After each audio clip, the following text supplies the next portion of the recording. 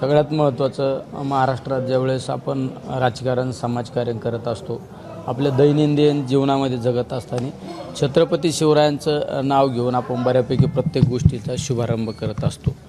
आणि त्याच छत्रपती शिवरायांच्या गडकिल्ल्यांची काही दुरावस्था जर पाहिलं तर कुठंतरी एक मनाला खेद होतो.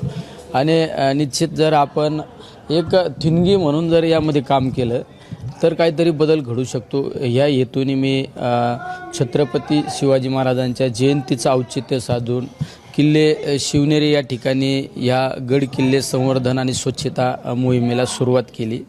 आणि त्याचबरोबरीने नंतरच्या कालखंडामध्ये धर्मवीरगड असो किंवा रायरेश्वराला त्या ठिकाणी आम्ही सर्व मावळ्यांनी शपथ घेतली की आपला महिन्यातला एक दिवस राजांसाठी छत्रपती शिवरायांसाठी द्यायचा. आणि आज ही चौथा पर्व रामशेज या किल्ल्यावर आलेला आहे. खऱ्या अर्थाने बदल किती घडतो यापेक्षा आपण नुसत्या मार्गदर्शकाच्या आणि सूचकाच्या भूमिकेत राहण्यापेक्षा आपण कर्तव्य पार पाडलं पाहिजे. ह्या भूमिकेतून काम करणारा मी कार्यकर्ता आणि माझ्याबरोबरच्या असंख्य आमच्या मावळा संघटनेचे सहकारी असो, आमच्या प्रतिष्ठानचे सर्व पदाधिकारी असो, हे सर्व या ठिकाणी उपस्थित असतात.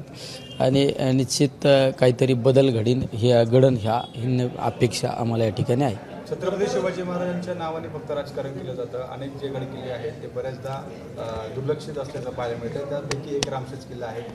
कुठेतरी आपण जर आता किल्ल्याची पाहणी केली तर संवर्धनाची महत्त्वाची गरज आहे. प्रत्येक किल्ल्यावर बहुतांशी प्रत्येक किल्ल्यावरच गड किल्ल्यांच्या संवर्धनाची गरज आहे. तुम्ही जर गडांची दुरावस्था पाहिली तर जरा एक कुठंतरी मनाला वेदना होतात. ज्या छत्रपती शिवरायाने पूर्ण कालखंड संघर्षात घातला आणि त्या छत्रपती शिवरायांनी ज्या वास्तू उभ्या केल्या आणि त्या जर वास्तू सुसज्ज राहिल्या नाही तर नवीन तरुणांना काय प्रेरणा आपण देणार आहे. त्यामुळं आपण सुरुवात केली पाहिजे. आणि निश्चित आम्ही सगळ्यांच्या छत्रपती शिवरायांच्या आशीर्वादाने, सर्व जनतेच्या आशीर्वादाने, माझ्यासारखा कार्यकर्ता असू, या विभागाचे आमचे खासदार भगरे सर असू, आम्ही संसदेमध्ये काम करत असतो. त्यामुळे आम्ही संसदेमध्ये सुद्धा पुरातत्व खातं असू किंवा वेगवेगळ्या खात्याच्या माध्यमातून या गड किल्ल्यांसाठी कसा निधी खेचून आणता येईल त्यासाठी आम्ही प्रयत्नशील राहणार आहोत. तुम्ही ज्या जिल्ह्यातून खासदार झालेले आहात त्या जिल्ह्याचं नाव आहे अहिल्यानगर. त्याच अहिल्यादेवींचा नाशिकच्या चांदवडमध्ये रंगमहाल आहे. धुळखात पडले. गेल्या 30 वर्षांपासून शासनानं ते सगळं हेरिटेज दर्जा दिला. मात्र अक्षरशः त्या वाड्याची वाट लावली आहे. 64 खांबांवर उभा असलेला वाडा आज अखेरचा घटका मोजतोय. दुर्लक्षित राहिलेला वाडा आहे. त्यांचे वंशजही त्याकडे फारसं लक्ष देत नाही आहे. या सर्वच वास्तू दुर्लक्षित आहे. त्या ठिकाणी सुद्धा आम्ही निश्चित प्रकाश टाकण्याचा प्रयत्न करणार आहे. कारण ती वास्तूसुद्धा एक आपल्या सर्वांसाठी एक प्रेरणादायी वास्तू आहे.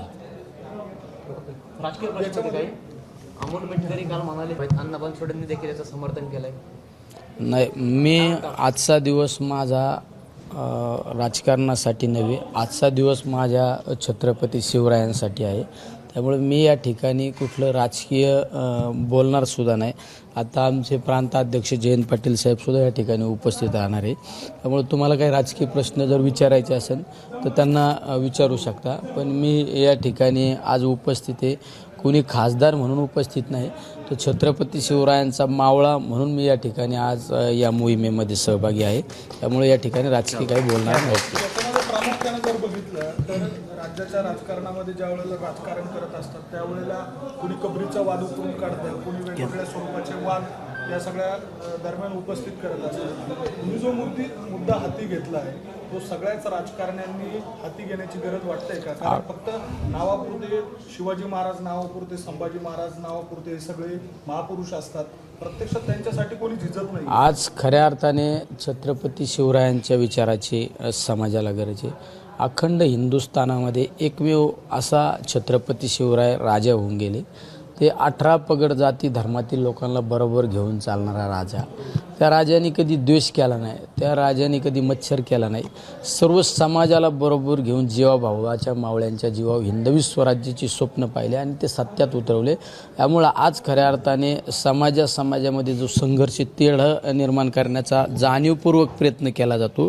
त्यामुळं आज समाजाला आज छत्रपती शिवरायांच्या विचाराची खऱ्या अर्थाने गरज आहे. एबीपी माझा, उघडा डोळे बघा नीट.